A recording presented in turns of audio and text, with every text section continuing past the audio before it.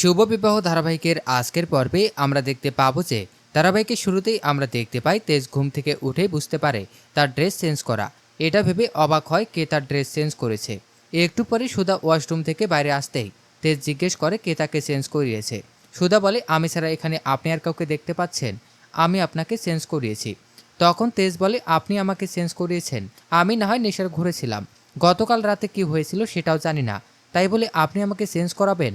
তখন সুধা বলে, আপনার পুরো শরীর ভেজা ছিল তাই চেঞ্জ করিয়েছি, না হলে আপনার ঠান্ডা লেগে নিউমোনিয়া হয়ে যেত। সেই তো আমাকে দোষ দিতেন কেন আমি চেঞ্জ করাইনি। একটু পরে সেখানে প্রীতম বাবু একগুচ্ছ সাদা ফুল নিয়ে এসে সুধাকে বলে, আপনার জন্য আপনার পছন্দের ফুল নিয়ে এসেছি। সুধা প্রীতমকে ঘরের ভেতরে আসতে বলে, তখন তেজ বলে, এটা সুধা এবং তেজের ঘর, তাই বিনা পারমিশনে এখানে কেউ আসতে পারবে না। প্রীতম সিংহরায় সুধাকে বলে, উনি তো ঠিকই বলেছেন, আমি ভেতরে যাচ্ছি না, পরে আসবো। আসলে আমি প্রতি বছর এই দিনে ওনাকে ফুল উপহার দেই, তাই আজকেও এনেছিলাম। আমাদের এই দিনে দেখা হয়েছিল। তেজ বলে, তাহলে আজকে আপনাদের দেখা করার অ্যানিভার্সারি চলছে? সুধা বলে, উনি আমার পরম বন্ধু, উনি আমার এবং তরির জীবনে ঠাকুরের মতো এসেছিলেন। তেজ কিছু না বলে ঘর থেকে বেরিয়ে যায়। তখন প্রীতম বাবু বলে, রুক্মিণী, এবার আমাকে যেতে হবে, কেননা আপনি আপনার প্রিয় মানুষ আপনার পরিবারের সাথে আছেন। এটা দেখে আমার খুবই ভালো লাগছে।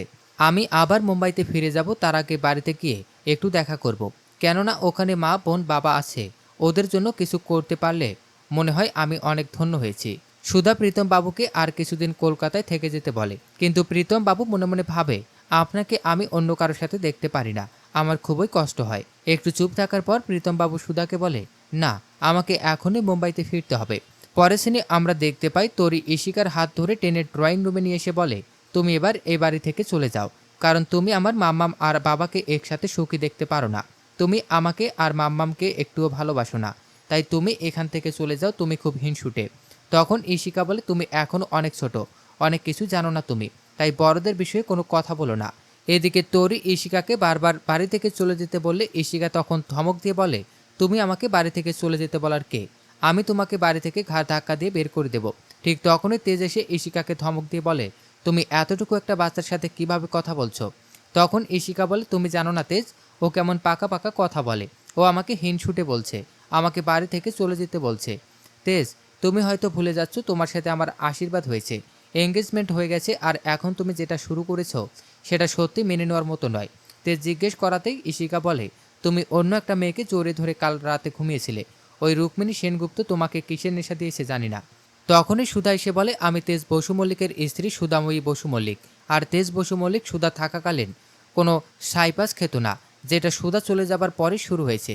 কিন্তু তুমি তো ওর জীবনে ছিলে, তুমি কেন পারোনি তাকে আটকাতে? এদিকে তেজ মনে মনে ভাবে কথাটা সত্যি বিশ্বাস করতে ইচ্ছা করছে, কিন্তু আপনি এমন ব্যবহার করছেন যেটা অবিশ্বাস্য। একটু পরে ইশিকা বলে, আপনার বাসা তো মুম্বাইতে, আপনি প্রীতম বাবুর সাথে কলেজে লেখাপড়া করেছেন, এমনকি বিজনেসও শুরু করেছেন, তাহলে আপনি এখানে আসলেন কি করে? একটু পরে সেখানে প্রীতম বাবু আসে এবং ইশিকা সুধার ব্যাপারে জিজ্ঞেস করতেই ইশিকা বলে, তাহলে পরিষ্কার হয়ে গেল তো, আপনি সুধা নন, আপনি রুক্মিণী সেনগুপ্ত। এখানে আপনি সুধাময়ী বসু মল্লিক হওয়ার চেষ্টা করবেন না। পরবর্তীতে আমরা দেখতে পাই ইমন এবং সার্থক এসে বলে, এই বাড়িটা ওনার এবং তরির নামে করার চেষ্টা করছিল।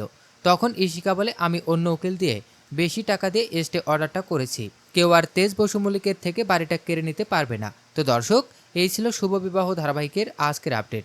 প্রতিদিনের আপডেট সবার আগে পেতে আমাদের চ্যানেলটি এখনই সাবস্ক্রাইব করুন।